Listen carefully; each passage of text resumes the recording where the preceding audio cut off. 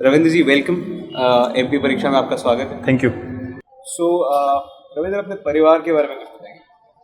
Sir मैं मध्य प्रदेश के Shajapur district से बिलोंग करता हूँ। मेरे पिताजी किसान हैं, मेरी माताजी हाउसवाइफ हैं, मेरे 5 सिस्टर्स हैं, मैं अकेला भाई हूँ। मेरी जो सिस्टर है वो पहले भी एमपीपीएससी में सिलेक्टेड है, वो असिस्टेंट डायरेक्टर ऑफ फाइनेंस काम कर रही हैं फाइनेंस डिपार्टमेंट में। और बाकी जो मेरी सिस्टर उन्होंने भी मेरे साथ इस बार इंटरव्यू दिया था। सारे लोग हम सिविल सर्विसेज की तरफ इंक्लाइंड है और उसकी तैयारी कर रहे हैं। इससे पहले आप जो पढ़ाई कर रहे थे, हाँ, कौन से फील्ड से कर रहे थे? मैंने बीटेक किया है डेयरी टेक्नोलॉजी में, national dairy research institute Karnal Haryana से। तो कब दिमाग में आया कि मुझे एमपीपीएससी में इंटरेस्ट है? कहाँ से प्रेरणा मिली इसके साथ में तैयारी? जब मैं कॉलेज में था, तो जब मैं बीटेक कर रहा था उस टाइम तक तो ऐसा नहीं था कि मुझे सिविल सर्विसेज का एग्ज़ाम देना है। लेकिन लास्ट ईयर जब मैं 3rd ईयर 4th ईयर में था, तब जो मेरा एक ग्रुप था, जो मेरे सारे दोस्त थे, हमारा सबका एक नेचुरल इंक्लिनेशन था कि हम आसपास के जो हमारे वर्ल्ड अफेयर्स चल रहे होते थे उनके बारे में हम डिस्कस किया करते थे। हम डिबेट्स, एक्सटम्पोर और क्विज इस तरह की एक्टिविटीज़ में पार्टिसिपेट करते थे। तो एक नेचुरल इंक्लिनेशन था, मतलब सिविल सर्विसेज की तरफ तो नहीं, लेकिन जो इसके अंदर जो सिलेबस पूछा जाता है उन चीज़ों की तरफ। लेकिन जब मैं जॉब में चला गया उसके बाद मुझे वहाँ जाकर ऐसा एहसास हुआ कि मेरा जो एप्टीट्यूड है वो सिविल सर्विसेज के लिए बेहतर है। मैं इंजीनियरिंग मैंने डिग्री ज़रूर कर ली, लेकिन मैं ज़्यादा अच्छा उसमें कर नहीं सकता और मेरा इंटरेस्ट कम था। इसके लिए फिर बाद में मैंने अपनी जॉब छोड़ दी। उसके बाद मैंने दिल्ली आकर तैयारी की और अगस्त 2017 से मैं तैयारी कर रहा था और ये मेरा फर्स्ट अटेम्प्ट था। तो तकरीबन 8 महीने लगे आपको? हाँ, इस एग्ज़ाम को? हाँ। मुझे आपसे ये जानना है कि हम काफ़ी सारे टॉपर से मिले, हाँ, हमारी काफ़ी सारे टॉपर से बातचीत हुई है। तकरीबन स्ट्रैटेजी आसपास ही होती है सबकी, बुक्स भी आसपास ही होते हैं, वीडियोस जो लोग देख रहे होते हैं वो भी आसपास के ही होते हैं। तो ऐसा क्या अलग है जो आपके हिसाब से ऐसा क्या अलग होता है जो सबके पास वही सारे सोर्सेज अवेलेबल हैं, बुक्स, वीडियोस या कंटेंट वही अवेलेबल है, तो ऐसा क्या अलग होता है एक व्यक्ति में जो एग्ज़ाम क्रैक कर पाता है या टॉपर बन के आता है और उस व्यक्ति में जो क्रैक नहीं कर पाता? आपने बड़ा अच्छा सवाल पूछा। जनरली मैं भी पहले टॉपर स्टॉक देखा करता था जब मैं तैयारी कर रहा था। मैंने देखा कि सारे टॉपर सेम ही बुक बता रहे हैं, हम भी वही बुक पढ़ रहे हैं, उन्होंने वही बुक पढ़ी थी, स्ट्रेटेजी भी सेम है।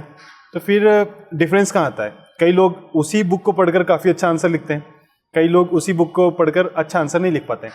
मुझे लगता है कि इस एग्ज़ाम में सबसे ज़्यादा ज़रूरी वो है अप्रोच, कि आप किसी चीज़ को किस तरह से पढ़ते हैं, आप उसका हमने किस कंटेंट को पढ़ा है, लेकिन आपने उसको इनपुट कैसे किया, अपने अंदर आपने उसको कैसे समझा है, कितने सिंपली आपने उसको समझा है।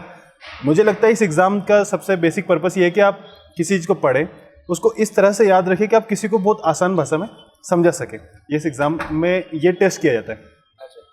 दूसरी बात ये है, मुझे लगता है कि सबकी अपनी अपनी अंडरस्टैंडिंग अलग होती है, सबकी राइटिंग स्किल्स अलग होती हैं।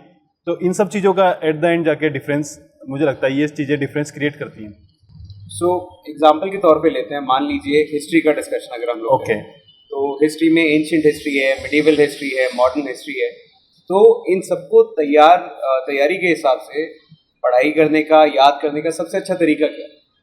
देखिए, जनरली लोगों को हिस्ट्री से काफ़ी डर लगता है, लोगों को लगता है कि इसमें काफ़ी फैक्ट्स मतलब याद करने पड़ते हैं, लेकिन ऐसा नहीं है। अगर हम प्रॉपर हिस्ट्री एक समझें हिस्ट्री को, और उस हिस्ट्री की जो भी इवेंट्स हुए हैं उनकी अगर हम पिक्चर बनाने की कोशिश करें दिमाग में, और हर इवेंट को आप जब भी कोई हिस्ट्री पढ़ेंगे तो आप उसमें एक बात नोटिस करेंगे कि कोई भी इवेंट हुआ है, वो इवेंट उसकी पिछली इवेंट के कारण हुआ है और इवेंट के कारण कोई अगली इवेंट होगी।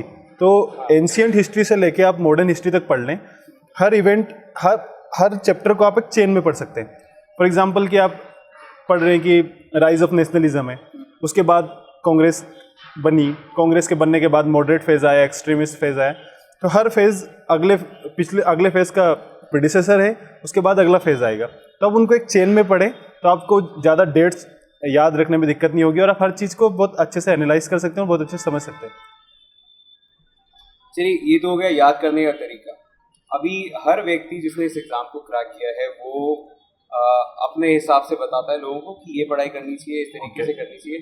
आपके हिसाब से ऐसी क्या चीज़ है जो आपको लगता है कि ब्रह्मास्त्र साबित हो सकती है उन सभी लोगों के लिए जो इस एग्ज़ाम की तैयारी कर रहे हैं? मैं आपको एक एग्जाम्पल से समझा सकता हूँ। जैसे आप अभी हमने पहले बात की, अभी एक टॉपिक की बात कर रहे थे हम कि राइज ऑफ नेशनलिज्म। तो जैसे ही आपने टॉपिक देखा हिस्ट्री में, आप ये टॉपिक पढ़ने वाले हैं, तो पहले आप क्या करें कि सारे क्वेश्चन इकट्ठा कर लें प्रीवियस ईयर के, MPPSC के भी जितने भी सालों में जब से एग्जाम हो रही तब से जो भी इस टॉपिक से रिलेटेड क्वेश्चन पूछे गए, UPSC के भी आप क्वेश्चंस कलेक्ट कर लें, क्योंकि कई बार क्या होता है कि जो UPSC में जो क्वेश्चन पूछा जा चुका है वही वो MPPSC में डायरेक्टली पूछ लेते हैं।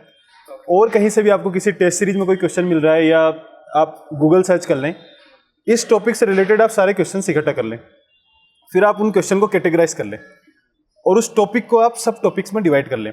फॉर एग्जाम्पल जैसे राइज ऑफ नेशनलिज्म है, तो मैं इस टॉपिक को 3 या 4 सब टॉपिक में डिवाइड कर सकता हूँ। पहला टॉपिक ये होगा कि ऐसे क्या फैक्टर्स थे जिनके कारण कि नेशनलिज्म का राइज हुआ, पहला सब टॉपिक ये हो गया। दूसरा ये हो गया कि क्या यह ब्रिटिश राज की, मतलब उसको ऐसा कहते हैं कि was it a child of British Raj. तीसरा क्वेश्चन इसमें यह बन सकता है कि was it a reaction to the British policies. एक और सब टॉपिक हो सकता है कि जो हम फैक्टर्स पढ़ेंगे उसमें से इंडिविजुअल फैक्टर्स का पूछ लेंगे कि जैसे सोशियो रिलीजियस रिफॉर्म्स हैं, इनका क्या कंट्रीब्यूशन है नेशनलिज्म के राइज होने में। तो आपने सब टॉपिक में डिवाइड कर लिया। आप हर, जैसे हमने पढ़ा कि फैक्टर्स क्या है, तो इसके आप बुलेट पॉइंट्स तैयार कर ले कि आपने मान लो पढ़ा कि वेस्टर्न एजुकेशन का रोल है, लिबर्टी, इक्वालिटी, फ्रेटर्निटी का रोल है, इन आइडियाज़ का रोल है, press, railway, negative policy of British rule and और भी कई सारे फैक्टर्स हैं। आप इनको बुलेट पॉइंट में हमने बना लिया मान लो। इसी तरह आप हर टॉपिक को सब टॉपिक में डिवाइड करके उनके बुलेट पॉइंट्स तैयार कर लें। हर टॉपिक का एक रेडीमेड इंट्रो तैयार कर लें, उसका कंक्लूजन तैयार कर लें। मतलब आपको प्रॉपर हर चीज़ की जब भी आप पढ़ें उसको ऐसे दिमाग में रखना है कि मुझे इसको आंसर में मैं लिखूंगा तो कैसे लिखूंगा, तो इससे आपकी तैयारी आसान हो जाएगी। और जिस तरह की क्वेश्चन की डिमांड है आपने जो पढ़ा है उसको उस हिसाब से मोल्ड कर दें। अगर क्वेश्चन 6 नंबर का है तो आप थोड़ा कम लिख दें और उसको छोटे छोटे उसमें कवर कर लें। अगर बड़ा क्वेश्चन है तो आप उसको थोड़ा थोड़ा डिटेल एनालिसिस करके लिख दें। सबसे बड़ी बात यह है कि आपको हर क्वेश्चन के मैक्सिमम डायमेंशंस कवर करने हैं। जब भी आप कोई आंसर लिखें तो आप ज़्यादा से ज़्यादा डायमेंशंस कवर करने की कोशिश करें, बजाय इसके कि आप किसी एक डायमेंशन को ही बहुत ज़्यादा डिटेल में लिख रहे हैं। आप ज़्यादा डायमेंशन कवर करें, उनको छोटा छोटा लिख दें। Political, social, economical, scientific, environmental, इस तरह से आप हर टॉपिक को डायमेंशंस में कवर करें, ज़्यादा से ज़्यादा डायमेंशंस को थोड़ा छोटा करके लिखने की कोशिश करें।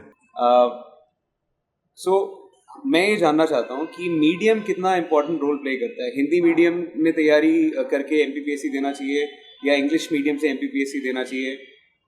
कौन सा सब्जेक्ट, मतलब कौन सी भाषा बेहतर है? हिंदी बेहतर है, इंग्लिश बेहतर है? और सिलेक्शन के लिए ज़्यादा आसानी किस में होती है? और आपने कौन सी भाषा ली? मेरा मीडियम इंग्लिश था, लेकिन मुझे लगता है कि लैंग्वेज का जो पर्पज़ है, तो language is just a medium of communication. जब तक आप कोई चीज़ लिख रहे हैं वो सामने वाले को समझ में आ रही है, यही इतना ही लैंग्वेज का पर्पज़ है। कई लोगों को लगता है कि इंग्लिश से आसान है, कई लोगों को लगता है हिंदी आसान है।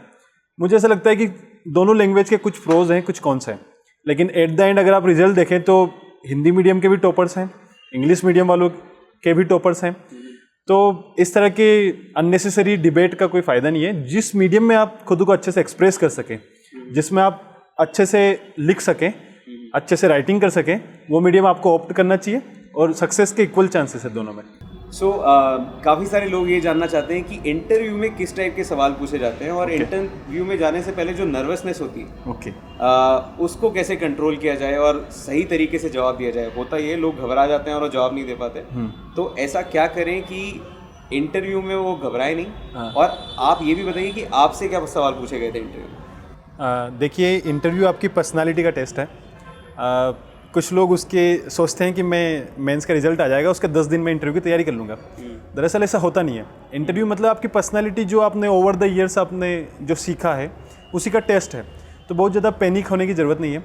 इंटरव्यू के पहले आपसे डिटेल्ड एप्लीकेशन फॉर्म भरवाया जाता है। आप उसमें वही बातें लिखें जो आप कंफर्टेबल हैं। कई लोगों को मैंने देखा है कि हॉबीज़ मैन्युफैक्चर करते हैं, कुछ दिन पहले सोचते हैं कि क्या लिख दूं, नई हॉबीज़ लिखते हैं, उसमें फिर वो कंफर्टेबल नहीं होते और फिर वो सवाल पूछते हैं, फिर जवाब नहीं दे पाते।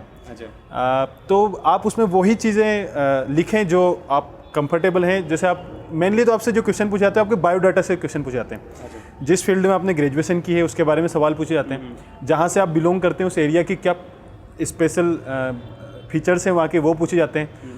और इस तरह के और करंट अफेयर के क्वेश्चन पूछे जाते हैं जो उस टाइम न्यूज़ में चल रहा हो। आपसे क्या क्या सवाल पूछे गए थे? मैं जिस दिन इंटरव्यू देने गया उस दिन बजट आने वाला था, उसके एक दिन बाद। अच्छा। तो मेरे से सबसे पहले पूछा उन्होंने हलवा सेरेमनी क्या होती है। उसके बाद मैंने एनसीसी किया हुआ था, तो मेरे से पूछा कि आप ये बताइए कि गन और राइफल में क्या फ़र्क होता है, क्योंकि एक उम्मीद की जाती है कि जिसने एनसीसी किया होगा वो इस तरह के सवालों का जवाब देंगे।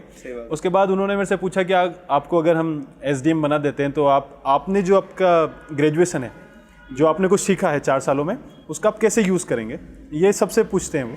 अच्छा। उसके बाद मैंने हॉबीज़ में लिखा था कि मुझे अंतर्राष्ट्रीय संबंधों के बारे में पढ़ना अच्छा लगता है, इंटरनेशनल रिलेशंस। तो उन्होंने मुझसे पूछा कि पिछले 10-15 सालों में ऐसा क्या हुआ है जिसका आसपास के देशों में ऐसा क्या हुआ है कि जिसका इंडिया पे सबसे ज़्यादा इम्पैक्ट रहा हो।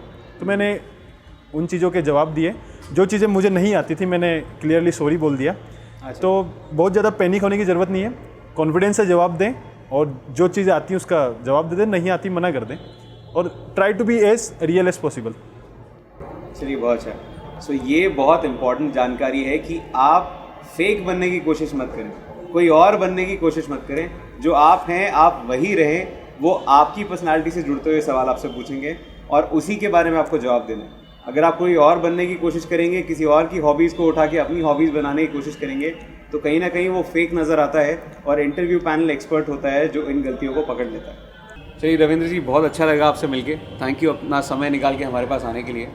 आशा है कि आज के सेशन से बच्चों ने बहुत कुछ सीखा होगा जी। हम आगे भी आपसे संपर्क में रहेंगे। बच्चे अगर चाहें आपसे बात करना, बिल्कुल, तो हम फिर से आपसे मिलेंगे और आगे भी ऐसे वीडियोस हम लोग शेयर करते रहेंगे। Okay, thank you so much. दोस्तों, ऐसी और वीडियोस के लिए सब्सक्राइब कीजिए परीक्षा चैनल को और बेल आइकन दबाना ना भूलें।